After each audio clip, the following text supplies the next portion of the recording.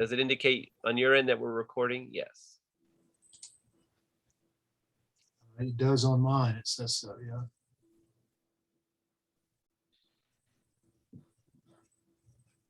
Right.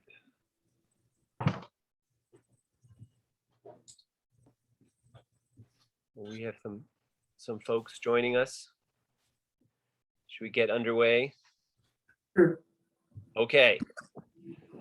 Well, there may be others coming, but I wanted to welcome all of you all that have already tuned in here for our Historical Roots of Our Time lecture for today, Kabul 1989, 2021, Saigon 1975, Similarities and Differences. I'm happy to have here Bill Crowther from Political Science, Jeff Jones from History, and I'm Jamie Anderson in the History Department. We've just had a chance this semester to reflect on quite a lot that's happened. I think in this series, we've had quite a lot of very, very timely talks. It may seem like it's already a little bit in the past, but it's, of course, the ramifications for what happened over the summer in terms of the US withdrawal from Afghanistan is going to continue to reverberate. So I'm happy we have this chance for a conversation. Now, our series is very much focused on discussion. So we're going to be doing very short presentations on our piece of this talk, and then open it up to everyone for questions as soon as we can, so we can jump right into all of the questions. I'm going first, I guess, because it's chronologically speaking, the first event we're talking about here, focusing primarily on Vietnam.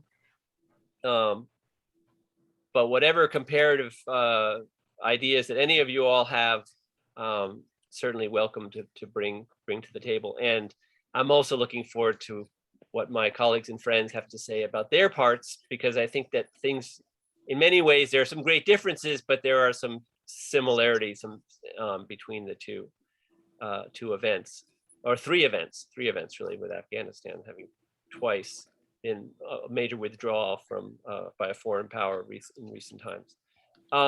We're recording this. I just want everyone to be aware that we're recording this event, and we're going to post it to the History YouTube page so that you'll have a chance to look at it again if you're inclined to do that. All right, I'm going to get into my part of the talk, the reunification of Vietnam. That's a difficult phrase because Vietnam as a state in pre-modern times had been many different versions of Vietnam. And so when it was divided at the 17th parallel after the French conflict with the Viet Minh, that was just one of many different versions of what Vietnam was. But it had, in an even earlier time, once as the Democratic Republic of Vietnam had been unified from the southern tip of the Mekong Delta up to the Red River Delta. So I think that reunification was certainly the plan by the time we get to 1975. What I'm looking at is just a kind of a historical background to what happened, and you can reflect on how events turned out in Afghanistan when we get to that, talking about that portion. If we're looking at the beginning of the end, sort of the U.S. involvement, it started off in a very public and kind of grand way with the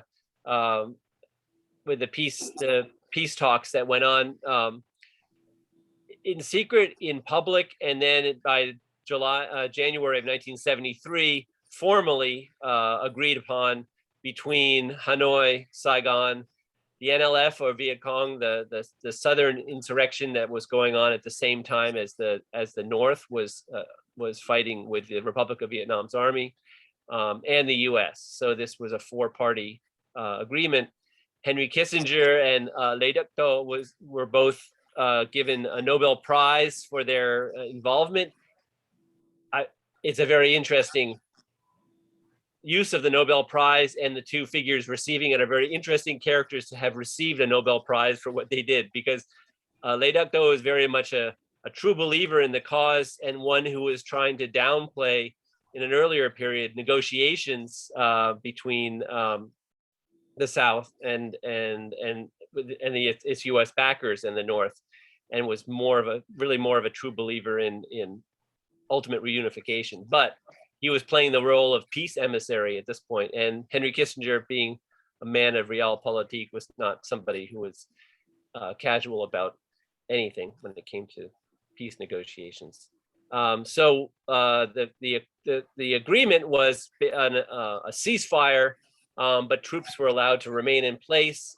And what really happens as a result of that is that it meant that there was going to be an opening for continued conflict and warfare between the two parties. Because now, without the U.S. involved, although assurances were given that the U.S. would return if fighting broke out, it was a situation the U.S. couldn't really make good on after the point that the Vietnamization of the conflict was complete, and the Nixon administration had gotten what they wanted in order. The U.S. had some presence, of course, but it was down to the levels of almost down to the levels that had been under Kennedy by the time the treaty had been signed. So what happens is the South runs into a lot of problems, and the then president, the general, Nguyen Van Thieu, but president at this point of the Republic of Vietnam, had to rely heavily on the U.S. support, but that also meant that he was competing with domestic resistance. Many different parties were opposed to his rule within Vietnam, the Republic of Vietnam, South Vietnam. And he also had a good deal of bad luck. I mean, if Watergate became a distraction for Nixon, certainly was not something that he was too caught up in what was happening in Vietnam as things got worse. The oil embargo in '73 is going to cause a problem for the economy of Vietnam and its ability to rely on the U.S. for support. And so by August of '74, the U.S. Congress has cut aid to the Republic of Vietnam, begin to distance Washington from the conflict that was going on. Hanoi realizes that this is the case, that the U.S. is not going to support the ceasefire agreement according to the peace accords, and therefore prepares, with Soviet support, to launch a series of attacks on the South, following up on what had happened in two previous attempts. Most people know about '68 and the Tet Offensive. That was generally considered to be militarily a failure, but diplomatically it helped undermine U.S. support for the conflict. Then there was the Easter Offensive in '72. That also militarily did not succeed, but the North had learned a lot from it. So when they finally did get back into an all-out assault on the South, they were prepared, much more prepared, to take on what remained of the of ARVN, of the Army of the Republic of Vietnam. And so in early '75, the People's Army of Vietnam troops, the North Vietnamese troops, crossed the 17th parallel, and there was a steady movement into the South, primarily out of the Central Highlands area. So that they came down from the region that was known as the Ho Chi Minh Trail, the area that was kind of logistically supporting the South's conflict, but moved down Highway 1, the French highway that had been down the coastline of Vietnam, and took one city after another. So in March of '75, a month before they enter Saigon, or around then, Hue, the city that had been the imperial capital of Vietnam in its last dynasty, fell to the north. And by early April of '75, you have numerous provinces falling. The South's army has lost most of its momentum, although they won several battles, there's some famous battles in which they prevailed, and Xuan Luk was one of those that's well known for the South defending itself. But they were Pyrrhic victories that really didn't add up in the end. So they lost men and supplies. You can see that, just put this map up here, coming out of the Central Highland region, and then finally focus on a siege on Saigon, essentially. So in early April of 75, the People's Army of Vietnam has advanced to just north of Saigon. And then in April 27th, they attacked the city itself. By April 30th, we have this famous picture, which is not the embassy. I just wanted everyone to be clear about that. Was actually a CIA safe house, I think is what but this building is still standing in the middle of Saigon. So when you visit Ho Chi Minh City, you can actually still see this city if you're interested in this kind of stuff. April 30th, the US withdraws and the North comes into the South.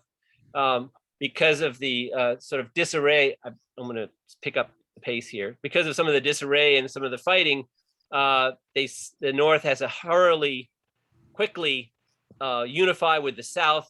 There's a lot of confusion during this period of time. It takes a year before they declare the Unified Socialist Republic of Vietnam, and by that point, we find that the regional conflicts that are going to follow, and includes the Vietnam's invasion of Cambodia following the rise of the Khmer Rouge in Cambodia, China's invasion of Vietnam or attack on Vietnam in February of 1979, the US embargo on Vietnam that will leave Vietnam really destitute for about a decade. The 80s were a very, very difficult time for Vietnam. All of those things are connected to the outcome of this conflict. I think I'm going to stop here. I had some other slides to share, but I've reached my 10-minute point, and I want my colleagues to have a chance to talk. And I'll allude to those other slides next.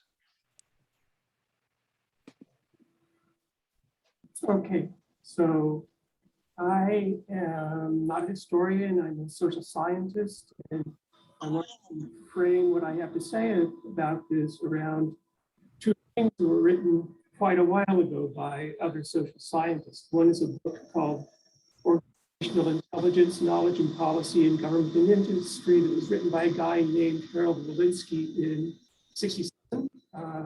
He was a management person, organization theory sociologist at Berkeley. One is an article that came out in 1975 by Andrew Mack called Why Big Nations Lose Small Wars. Written so long ago, it amazes me that people didn't just listen and keep getting into these things. So Walensky is really about how such fundamentally wrong decisions can get made. He writes about corporations, not just governments. And he says something interesting, which is that in the world, as organizations get bigger and bigger and more complex, they get more and more information, and they collect more and more information. But their ability to get good information at the top of organizations gets worse and worse, which distorts decision making. So why is that? The first thing is that as information moves up through organizations, as they get big and have 3, 4, 5 layers of decision making between the leaders and the people who are gathering information at the bottom, the information necessarily gets condensed. And as it gets condensed, it also gets sort of filtered in ways that bias it by the people who are looking at it. And he's not saying that people purposefully distort. What he's saying more is it's what social scientists now call confirmation bias. That is, humans have an inherent tendency to take in information, absorb information that agrees with their predispositions, and discount information that doesn't agree with their predispositions. And as you move up through each level, you're getting another filter process so that by the time you get to the top, you're not seeing the same kind of stuff you were seeing when it was raw data at the bottom. The second thing is that modern organizations, corporations, governments, again, necessarily have multiple departments, divisions, ministries, whatever, and those divisions all have their own interests. The Army has interests, the State Department has interests, the Air Force has interests. And as you move up in the process of aggregating information, it's coming through all those channels. And before you can get to top leadership, they have to have meetings to talk about what we're going to present. And in those meetings, every one of those divisions is trying to protect its own core interests. So what you end up with is a kind of lowest common denominator that doesn't damage anybody inherently. Okay, so the consequence of all of this is that the leaders at the top get a truly distorted vision of what people at the very bottom know to be what's going on. And you can see that in both of these cases. In Vietnam, massive bombing is working in the countryside, or bombing the north is maybe it's not right now, but it's going to undermine the will of the north to resist. Government corruption in the South Vietnamese regime, yes, there is some, but it's under control, and we can manage it. South Vietnamese army is getting more capable. No, it's not capable yet, but it's getting more capable. It's getting more capable. It's getting more capable. Body counts indicate that the Northerners are losing tremendous numbers of forces, and ultimately by attrition will just wear them down. All of which turns out to be wrong.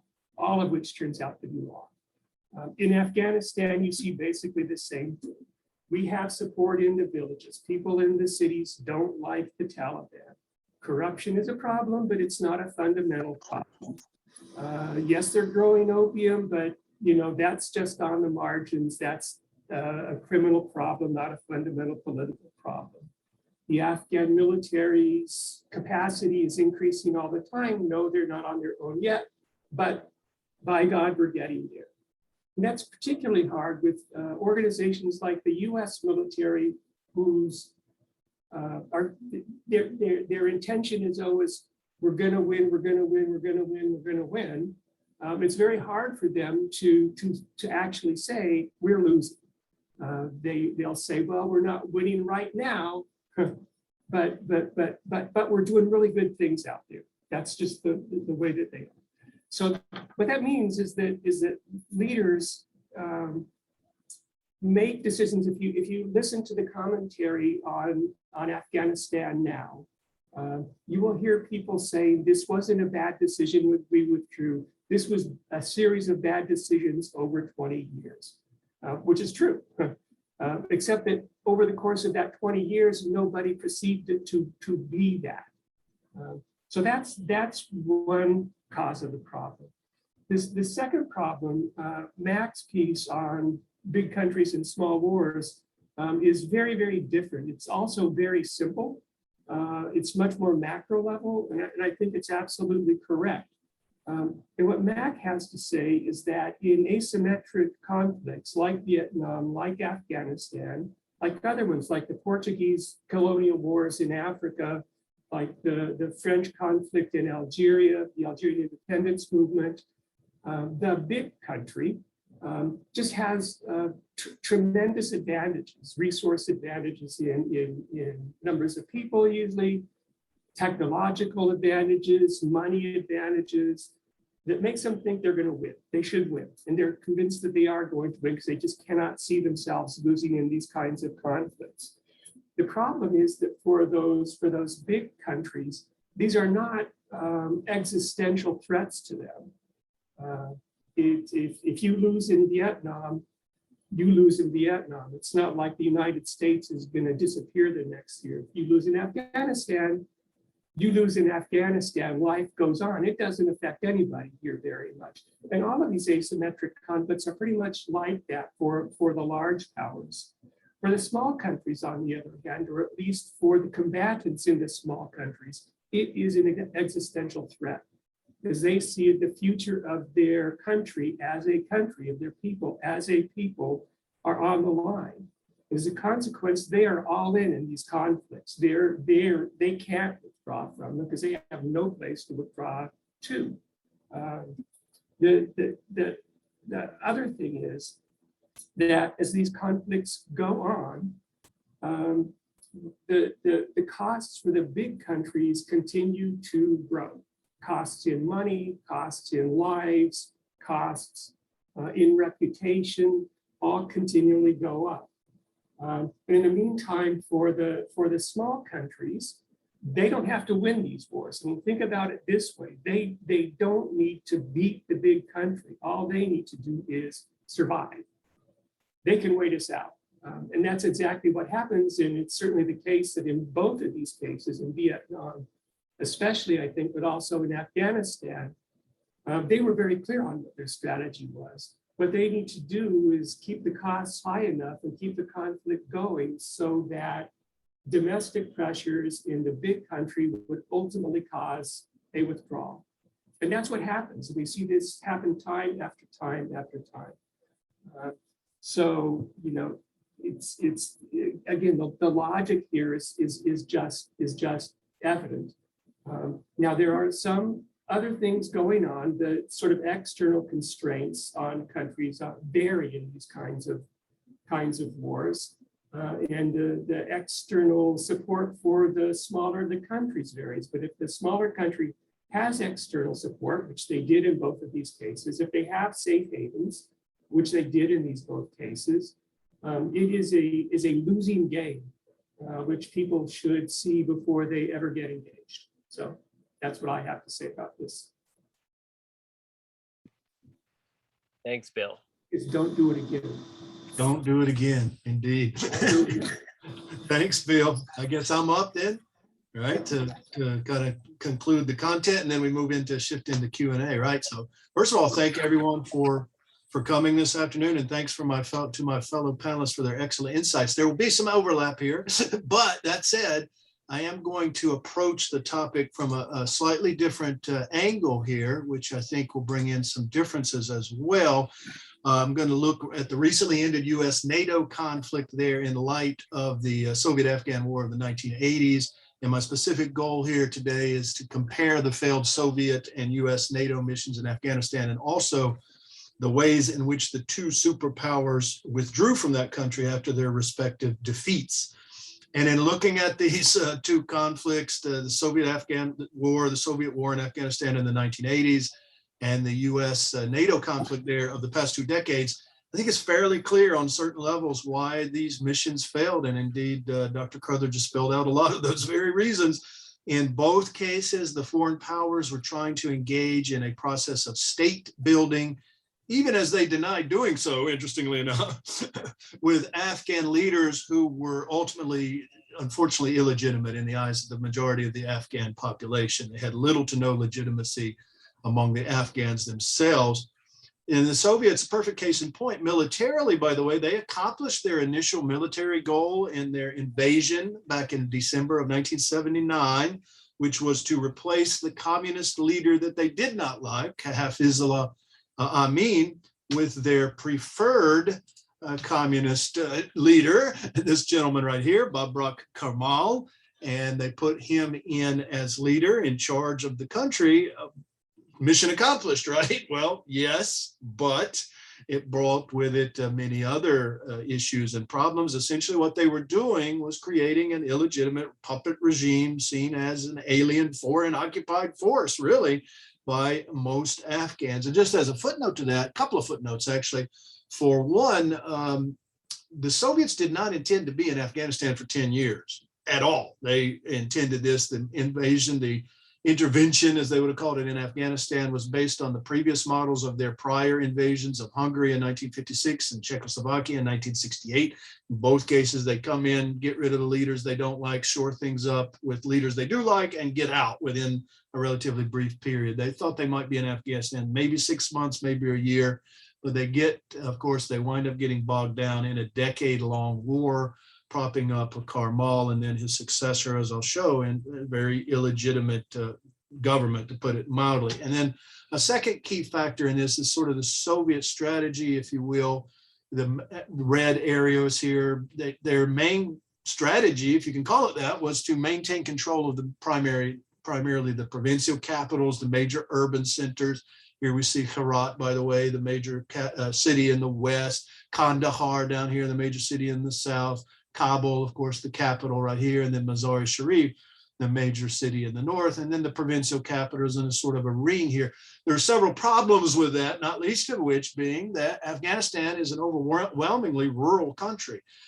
Even now, 70 to 75% of it's estimated of the population lives in the countryside, and at that time it was an even higher percentage. So, you know, controlling the urban centers is, yes, one way to go about it, but it's eventually not a particularly successful way of going about it, as history has shown. And then the flip side of this, and Dr. Crowther alluded to as well, was, of course, they tried to train the Afghan Communist Army to fight this war for themselves, right? But that doesn't work out either. And indeed, near the end of the Soviet stay, you see 1987, they begin withdrawing in 88. The Soviets wound up at the height of their control. The Soviet Union and their Afghan communist allies only controlled about 40% of the country of Afghanistan. And here they're not at the height of their control. They control even less, still the major cities and the areas adjacent to the Soviet Union itself. But all these other non-red colored areas here are controlled by the various factions of the Mujahideen, which, again, to reiterate, is where the vast majority of the population lives. So it was really a recipe for failure, to put it mildly. And the Soviets, of course, approach it one way as for the leadership. They decided that Karmal was the problem, even though he's the guy they invaded to put into power back in 89. But by 86, they were kind of tired with him. So they, with the new Soviet leader in power now, Mikhail Gorbachev, they replaced Karmal with this fellow, Mohammad Najibullah, who was the former head of the infamous Afghan communist regime's secret police, the Khad, which is, of course, based and modeled on the Soviet KGB. But unfortunately, Najibullah is an extremely corrupt leader, to put it mildly, as was his brother, who kind of co-ruled with him almost. And they become very unpopular very fast among the Afghan population. A lot of this may indeed sound familiar because a very similar scenario unfolds in the past 2 decades during the US NATO war in Afghanistan as well. Once again, the goal was to control the major cities, Herat, Kandahar, Kabul, Mazar-e-Sharif up here, and the provincial capitals. Now, this map is a little distorting because it's at the very end in July. Taliban's already in control of the vast majority of the country, but it was essentially the same strategy: control the urban centers that the Soviets used, and train the Afghan army to fight the war for themselves. Well, we saw how that worked out, right? Not very well at all. And a large part of the problem was, just as with the Soviets, the US-NATO conflict, the US had put into place illegitimate puppet rulers held up by an occupying foreign force, frankly, and that's exactly what it was. Hamid Karzai on the left here, the first, ruled for 12 years, and then his successor, Ashraf Ghani, who fled the country reportedly with much of its remaining wealth here in the final days, right in the middle of August of just this past year. And these were governments that were extremely corrupt. That corruption, by the way, was largely rooted in a US process of contracting out the rebuilding of Afghanistan, et cetera, et cetera. So a lot of this is rooted in US policy, quite frankly, again, as Dr. Crowther alluded to. And also, they simply lacked legitimacy. These governments lacked legitimacy. They relied on provincial warlords to rule the countryside, which is the vast majority of the population. And it was simply not a legitimate strategy, right? I would add, by the way, in passing, I'm not going to elaborate on this for the sake of time, but I will note that ethnic differences within Afghanistan, and I'm glad to elaborate and come back to this if there are questions, by the way, I think they've been largely left out of the narrative in the media coverage, and they're an absolutely pivotal factor in the way things have played out there. But let me conclude simply by comparing the ways in which the two powers, the Soviets in the 80s, at the end of the 80s, and the US just past August, withdrew after being defeated. In short, there is no comparison, right? Clearly defeated by the mid-80s, the Soviets under Gorbachev had begun peace talks and began the process of withdrawing in April of 1988. It was a piecemeal process. Here we see the final Soviet troops leading over the so-called Friendship Bridge, connecting northern Afghanistan with Soviet Uzbekistan at the time. And Afghans lined the roads and the hills along the path, by the way, and waved goodbye to the retreating Soviet troops. And what was, especially in contrast to what we saw just this past August, mostly an orderly and very, calm process without incident. Somewhat surprisingly here, my last point being that the Afghan communist regime of Najibullah managed to hold on for a while, for 3 years to be exact, even after the Soviets had left. Of course, the Soviet Union was still supporting him, but the Soviet Union itself collapsed before the Afghan communist regime of Najibullah did. Ironically, the Soviet Union, of course, collapsed by the end of 1991. And Najibullah's communist regime in Afghanistan survived for about 4 more months and finally collapsed in April of 1992. After the Soviet Union collapsed and there was no more Soviet support for Najibullah's communist regime in Afghanistan, it was really just a matter of time.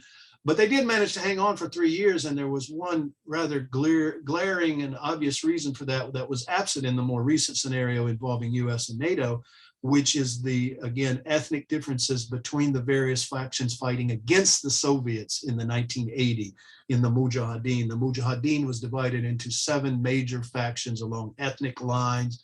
And after the Soviets withdrew, as we see on the image here in February of 1989, they turned their guns on each other and began fighting amongst themselves, which helped Najibullah and the communist regime to stay in power. By contrast, while there are no doubt different factions, without a doubt, different factions within today's Taliban, they are relatively unified relative to the Mujahideen of the 80s, a relatively unified force, and as noted, mostly ethnically homogeneous. Most of the Taliban are ethnic Pashtun, not all, but most.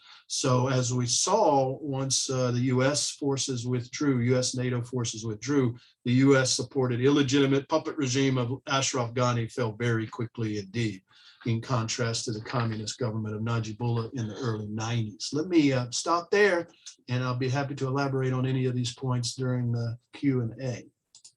And thank you all for your attention, by the way. Thanks, Jeff. I'm going to open up the screen to everyone to stop our spotlights here so that we can see everybody.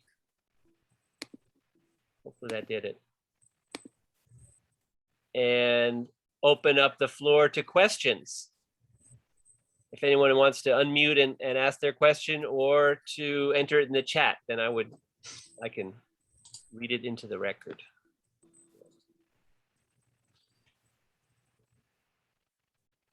What attracted you all to this topic of comparison?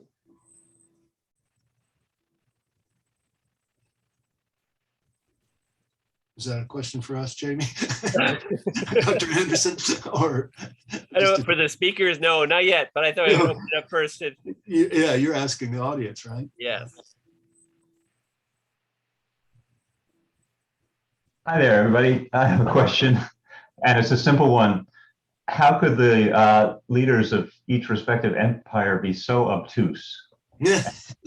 Unable to analyze the kinds of societies that they were trying to build, the kind of regimes that they were trying to support.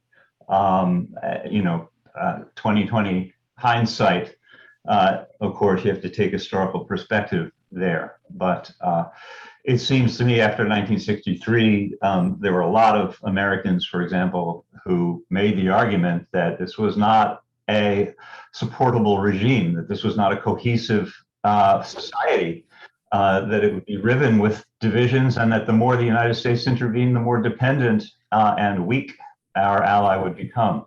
How could U.S. policymakers and I guess Soviet policymakers be so obtuse? Yeah. Bill and Jeff, do you want to field that first? That's a very good question. I think it's with respect to the United States, before we got into those wars, we were on quite a roll in the military. Mm. Both thought that they had modernized, they had better decision-making processes, better technology, and were in a situation to do this. It had been a while since they lost anything. Yeah. And I think that's a lot of it. And then as I was explaining before about the way organizations process information creates real distortions. And I want to say, by the way, it's not like anybody wasn't saying this to them. You know, it's everybody in the world wasn't saying, yeah, this is a good idea, let's just go do it. There were people Right. in the State Department and the intelligence community anyway saying this is a mistake. They just got overruled. Yeah. Very similar to the Afghan situation. There were voices within the highest levels of leadership that were saying, no, we really shouldn't be doing this. And the Soviet leadership itself was very hesitant. The Afghan communists had invited them on 6 prior occasions to invade on their behalf. And the Soviets said no. But then finally, they do make that fateful decision at the end of 1979, which has proved how right they were to be hesitant, right? And I agree with Bill 100%. I would add, it's a very good question, Dr. Jackson, and I think the ideological context is absolutely crucial in understanding what you're asking about. This is, of course, both of these are at the height of the different parts of the Cold War, right? And from the US, obviously, the US is fighting for democracy in Vietnam, right? Never mind that the South Vietnamese regimes were military dictatorships, right? These things don't have to make sense necessarily, right? But the ideology was a crucial part of that from the US perspective, as well as from the Soviet perspective. They too saw it in ideological terms, and the terms that socialism is making this progressive march to history, you know, will eventually dominate the globe. And the last thing that they wanted to see was a precedent set in which a communist regime like that of Afghanistan was overturned. Right? They didn't realize that the Soviet Union itself was only years away from being, you know, from collapsing. Right? They didn't have that crystal ball.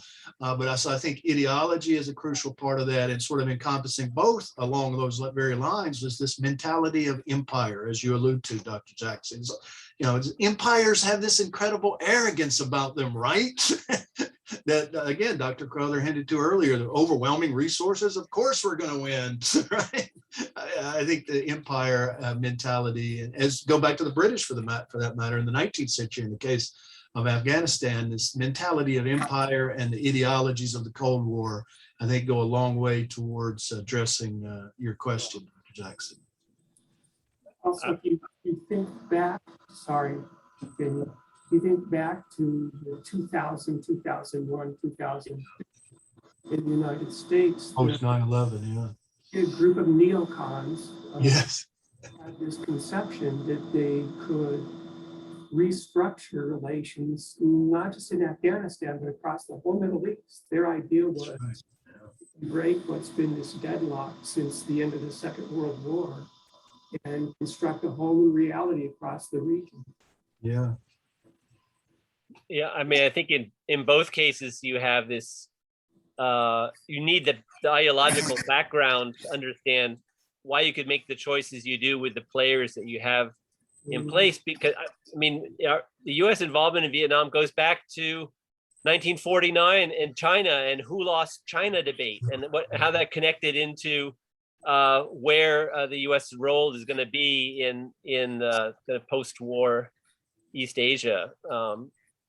I think that supporting the regime in the South was complicated because although it is and I agree, it's run by generals, and in the aftermath of the coup that brought down Ngo Dinh Diem and his brother, that actually emboldened Hanoi, thinking this is going to be easier than we thought, because the kind of people being worked with in the South it's not a very strong leadership, and the U.S. is not making good choices. So in some ways, the North felt emboldened to push harder.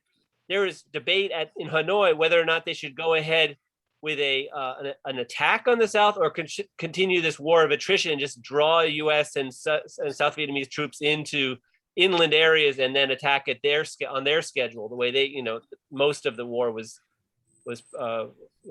conducted. But the fact that the U.S. did seem to abandon its allies or allow them to be undermined from within, and particularly Ngo Dinh Diem's assassination, that was something that only in hindsight could you see that was just setting up the kind of future way the war was going to be conducted, and the slow push to put pressure on the South and to cause the U.S. to lose confidence in being able to continue on with this conflict. I know that we had a question from Heather. I was going to go back. Heather Adams asked a question. I would appreciate if Dr. Jones elaborating on the ethnic differences that are not typically discussed sufficiently in media. What are some additional points you would like to highlight in terms of history or our contemporary engagements with resettled folks, et cetera? Okay, yeah, I'm glad to address the first half of that, the first part of that question, and then I think the second part sounded like it was addressed maybe to all of us. And I'll do, if you'll allow me just a moment, go back to my screen or to share my PowerPoint, because of a map that I think will help address this ethnicity. Afghanistan is a very ethnically divided country. I know, Jamie, that Dr. Anderson, Dr. Crowther, there are definitely ethnic divisions within Vietnam as well. But I don't think that on this, I think Afghanistan is far more complex, right? The ethnic divide here is profound. You see here the map highlighting the main areas. Actually, the largest group here is in green, the Pashtun. And a crucial part of the understanding, and I will again state that this is completely left out of the media coverage for reasons I can't fathom, because it's so central to the story and so central to the history. The Taliban is overwhelmingly Pashtun, which is the majority ethnic group, 40 to 42, 48%-ish, depending on how you define these things, right? And that has been the group that historically has been in power and dominated Afghanistan throughout its history. Just to give you an idea, the cabinet that they named soon after they took power, of 33 persons, 30 of them were Pashtun. All of them were men, of course, surprise, surprise there. And 3 of them were Tajiks, which is the second largest group, the largest minority, and the kind of the bluish group here, obviously not surprisingly straddling the border with Tajikistan, and over here in the west with Herat. And then you have other, the Khazar in particular in the center, right in the center of the country, or it's 10 to 12 to 15%-ish of the country. And they are predominantly Shia, by the way, and historically have been repressed very sharply because of that, in other reasons, but largely because of that, in a predominantly Sunni Muslim country. So all of these ethnic divisions, I think, are the Uzbeks, et cetera. This is an oversimplification. There are really about 20 different groups in Afghanistan. So it's really a patchwork here, and it's hard to hold together. Afghanistan has had, because of this, a history of weak centralized governments. But again, to reiterate, the Taliban is an almost exclusively Pashtun movement.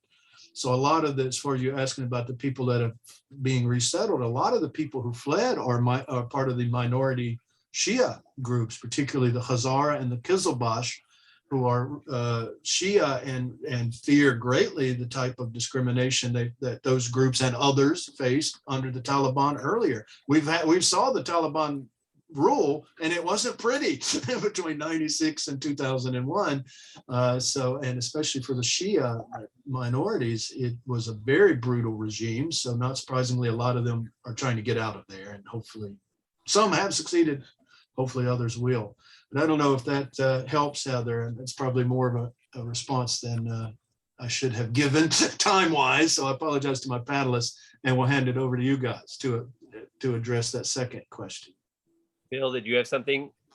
No, I think that's right. All I would add to that is that, historically the Pashtun have run government in Afghanistan throughout recent history anyways. So the fact that the Taliban are Pashtun is not totally surprising.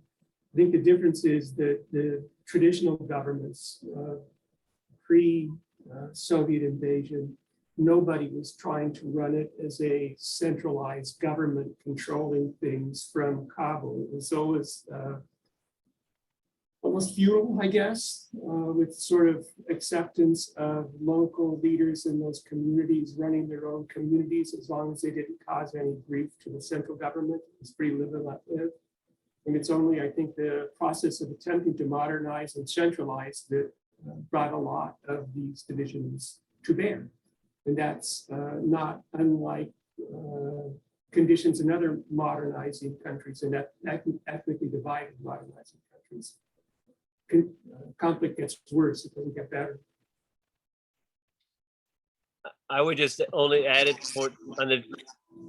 in the case of Vietnam, in the aftermath of the reunification of the kind of the dissolution of the Republic of Vietnam's government, there was a massive crackdown on those who had participated in the South Vietnamese government, in the military, and then there was also targeted ethnic violence because the Hoa population, the overseas Chinese population of Vietnam, was targeted specifically because it was seen as being as tensions were growing with the People's Republic of China.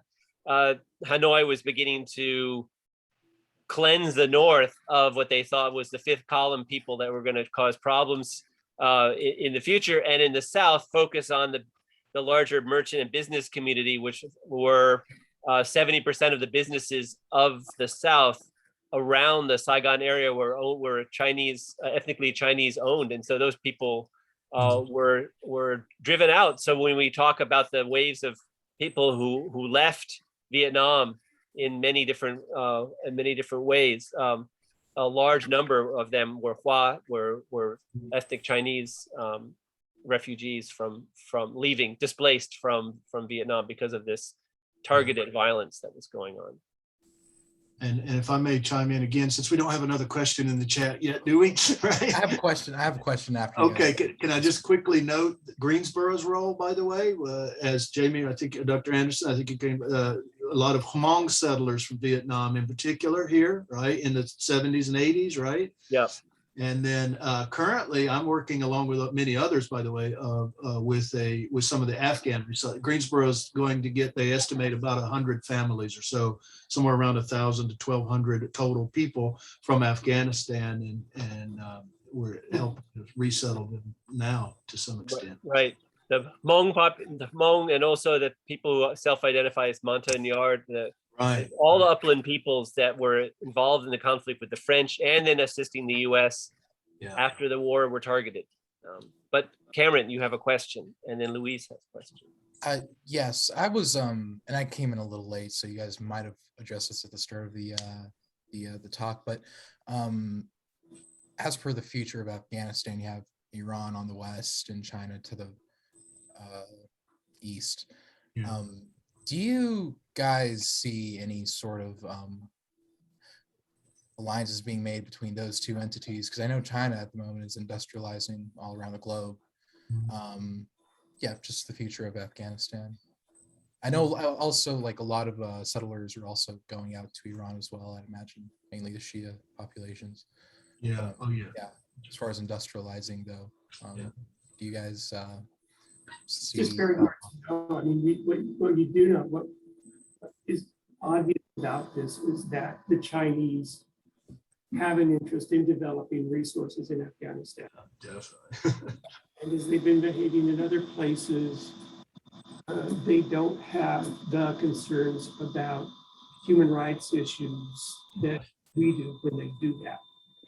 And so there is at least a source of financial support for the Taliban if they can work this out with the Chinese. But now what's going to happen in the longer term, I just refuse to try to say I have no idea. Pretty fair. That sounds pretty Yeah. fair. Yeah. I would just add that the Belt and Road Initiative, which is all the way across Eurasia, all the different plans that China has been engaged with. Currently, they don't have one that goes through there, but I think just circumventing it, just cutting off the loop that would going down into Pakistan before they can certainly take advantage of that. But there's also a strategic or security issue they're worried about because of Xinjiang and Uyghur region of China. Although I think this is overblown, but you read about Chinese concern, the government, Beijing's concern about what's happening on the borders that might spill over into Afghanistan and involve Uyghur separatists that decide to use Afghanistan as a harbor for coming into China. But that I think gets talked about more than is actually going on.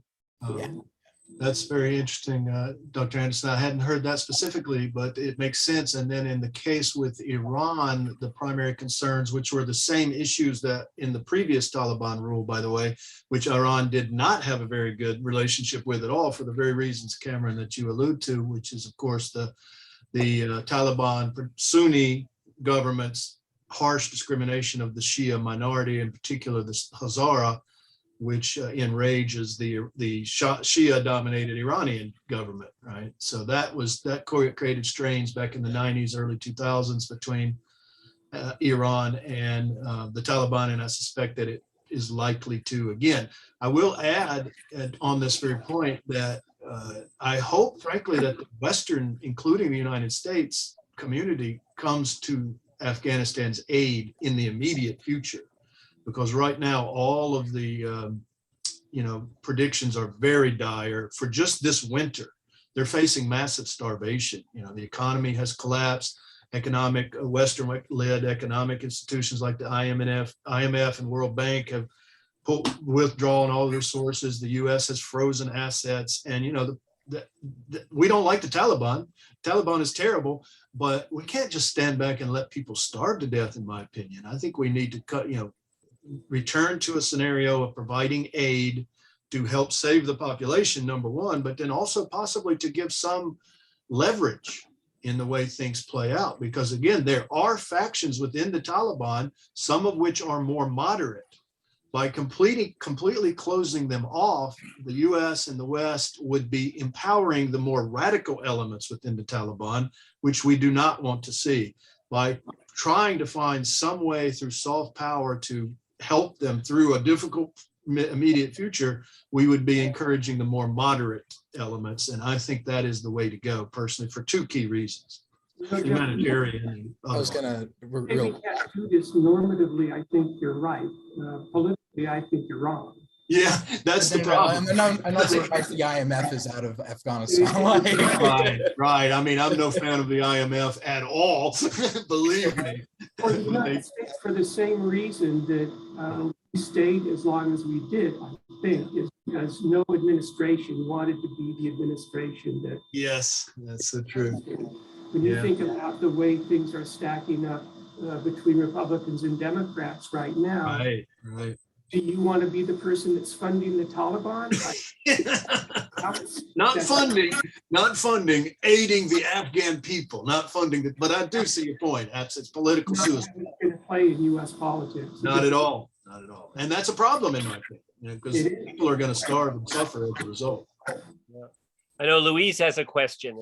We'll have a chance to, before we wrap things up. Yeah. Yes. Hey, Louise. Hi, can you hear me? Yes, we can. Well, thank you all for coming here and talking to us. So first thing that you guys were talking, I think Dr. Anderson was talking about the Chinese interest in keeping security on their border and keeping those Muslim populations of their surrounding countries, preventing anything from there to spill over into Chinese regions, Muslim regions. Also reminded me a lot of how the Soviet Union, Tajikistan was a Soviet republic. So you have a big Tajik population of Afghanistan. So there's an interest here to keep what they perceived as radicalism or other types of from entering the Soviet territory. But that's nothing to do with my question. It just popped into my mind when you talked. So my question is about nation building, actually. You were talking about how these are superpowers coming into these countries and trying to build new nations, build new governments that sometimes are perceived by the population as basically puppets from whoever's coming from the outside. And it reminds me a lot of the Peloponnesian War, that kind of like Athens trying to impose their own system into other people, and other people being like, well, we're not Athens, and in the end they lost. Which kind of creates some parallels with you know, American government and Soviet government in Afghanistan and Vietnam. So I just wanted to ask you about the problems of trying to nation build, I guess, and even when you're denying that you're doing that. Gentlemen? Jay? Well, I would say one thing about Vietnam. I want to give a revisionist view of what's going on, because there's been recent scholarship that has emphasized the viability of the Republic of Vietnam as a state. And now this is different, kind of a different narrative, but the idea was when Nguyen Văn Thieu, who becomes the general who takes over and is there for the longest time up until almost the bitter end. It was the argument is that the US had created a state that actually was too democratic. They had so many different constituencies that were vying for political power that they did not have a ability to kind of pull together in a crisis time of crisis, to pull together some of the decision making that they needed done in that late 60s and in the early 70s period. And so they were always beholden to other forces that were having an influence on South Vietnamese politics, which would be the US and primarily on the other side. And then at one point the Soviet Union, at one point China, because there's a conflict going on, a Cold War conflict between the Sino-Soviet split occurs while the war is going on, so that the South has not received that sort of attention in most scholarship. It has been seen as largely a puppet of the US, but there has been some more recent interest in looking at the actual problems of trying to rule when you have many different groups within society, because 1/3 strongly Buddhist community. Within that, there were some radical elements within the Buddhist community, but there were numerous other groups that were would have emerged had it not been at a time of war. Like if the state had been given some breather space, perhaps it would have survived. But there was no real way for that to occur. There wasn't enough in that crisis situation. Dr. Crowther, did you? Okay, real quickly, I was just typing a chat and saying, sorry, I got to get out of here. I got class, but Oh, actually first, I think the nation building, it can work sometimes, but it can't work in places where there's no tradition of democracy and you're trying to introduce it, and there's a community that is deeply internally divided. yeah. It's a losing game. And I think that's been borne out time after time. Yeah. On the other hand, if you have unlimited resources, enough commitment, lots of time, the country that you're talking about is more or less homogenous. Yeah. You could probably do, but that's not any of these places that we're talking about. Yeah. And if I may, Sorry, this was really fun. thanks. Appreciate your attention, and I'll see you later. All right. See, thanks for Take care. joining. And with him leaving, I will echo Dr. Crowther on a couple of those very points, which is, nation building in some ways, and he had said this earlier as well, to somewhat the disadvantage of the US was earlier successes. For example, coming out of World War II, the prime examples of nation building or state building that are often referred to are, of course, Japan and Germany, or at least West Germany through the Cold War period, and the ways in which those were kind of cobbled back together after the wars as bitter enemies, and recreated as democracies, right? And indeed, though, I think it's quite telling that U.S. troops are still present in both of those two countries, right? And that was a model that was floated for Afghanistan. Maybe we should just keep U.S. military presence there at a low level, but permanent, to keep the Taliban at bay rather than withdraw them completely, which was obviously the route that was taken. But coming out of those, for the reasons Dr. Crowther, I think, elaborated, relatively homogenous and et cetera, examples of post-World War II, and then trying to transplant that onto societies like Vietnam and Afghanistan obviously was not a good idea and was proved to be very disastrous. I would add quickly to the last point I'll make here, because I think we're out of time more or less, right?